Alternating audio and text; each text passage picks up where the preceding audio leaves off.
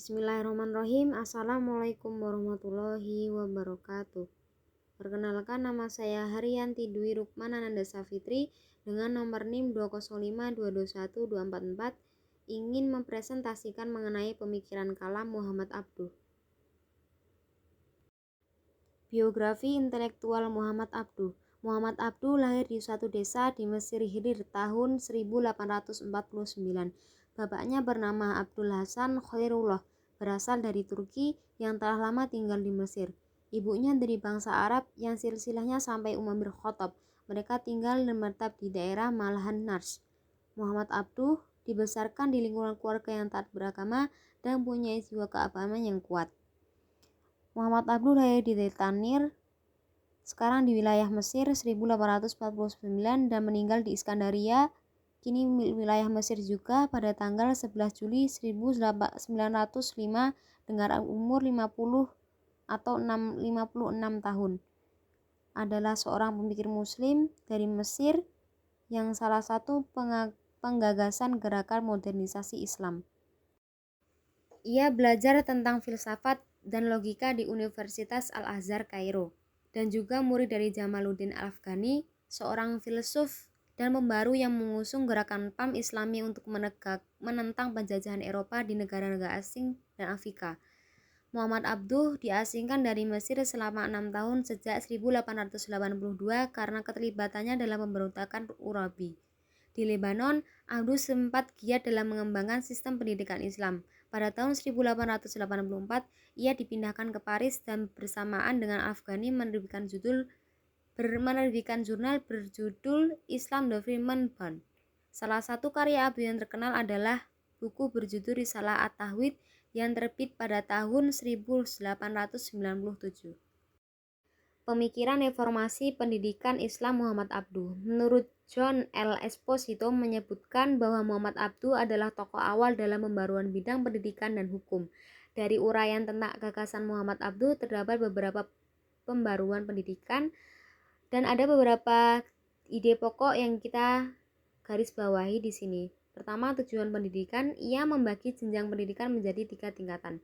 Yang pertama, tingkat dasar atau mubtadi, yang kedua tingkat menengah atau tobaqo al-wusta, dan yang ketiga tingkat tinggi atau tobaqot al-ulya.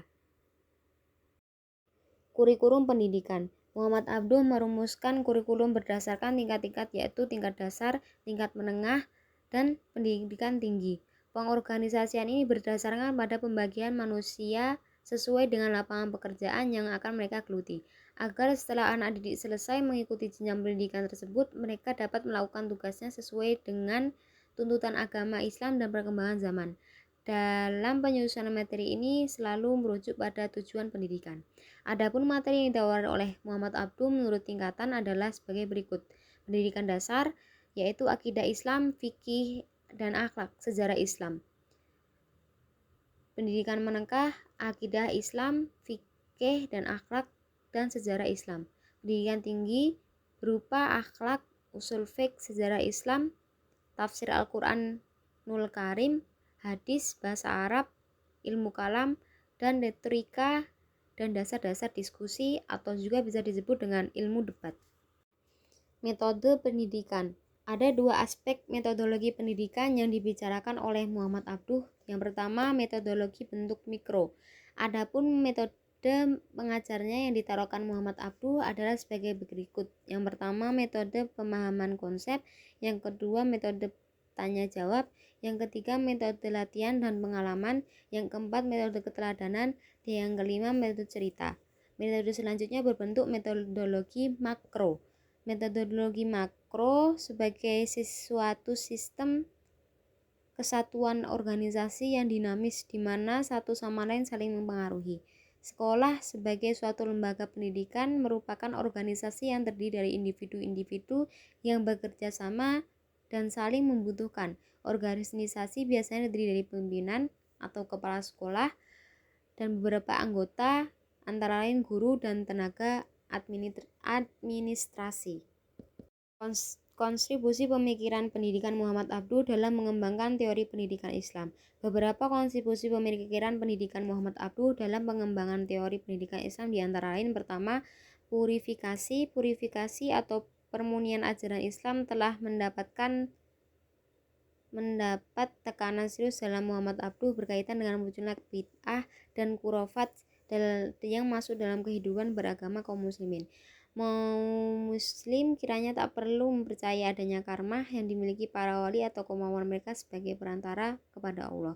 Yang kedua, reformasi pendidikan tinggi Islam difokuskan Muhammad Abduh pada Universitas Alma Mater. Dalam salah satu artikel dimuat pada surat kabar Al-Hamfrani edisi tahun 1875, Muhammad Abduh telah menyatakan bahwa kewajiban belajar itu tidak terletak pada pembelajaran buku-buku klasik berbahasa Arab saja, melainkan dengan dogma ilmu kalam untuk membela Islam. Akan tetapi juga mempelajari sains-sains modern serta sejarah dan agama Eropa agar diketahui sebab-sebab kemajuan yang telah mereka capai. Yang ketiga, reformulasi. Agenda reformulasi dilaksanakan Muhammad Abduh dengan cara membuka kembali pintu ijtihad. Ia menegaskan bahwa Islam telah membangkitkan akal pikiran manusia dari tidur panjangnya. Islam telah berusaha membebaskan manusia dari segala ikatan, terutama pada aklid. Berkaitan dengan agenda reformulasi ini, Muhammad Abduh memandang tidak cukup hanya dengan kembali ajaran Islam yang orisinil serta dilakukan kaum Puritan, akan tetapi disesuaikan dengan perkembangan zaman. Yang keempat, menyatukan ilmu pengetahuan dan Islam. Dualisme dan konteks pendidikan adalah adanya dualisme dalam materi pendidikan, praktek-praktek pendidikan. Gagasan Muhammad Abduh yang paling mendasar dalam sistem pendidikan adalah ia sangat menentang sistem dualisme. Menurutnya adalah sekolah-sekolah harus diajarkan agama, sedangkan ke dalam sekolah-sekolah agama harus diajarkan ilmu pengetahuan modern juga. Catatan kritis atas pemikiran Muhammad Abduh. Yang pertama, masalah reinterpretasi Al-Quran. Yang kedua, kritik terhadap seruan ijtihad. Dan yang ketiga, metode pembelajaran yang terlalu spesifik. Mungkin sekian presentasi dari saya. Kurang lebihnya saya mohon maaf sebesar-besarnya. Syukron jazakallahu khairan katsiran. Wassalamualaikum warahmatullahi wabarakatuh.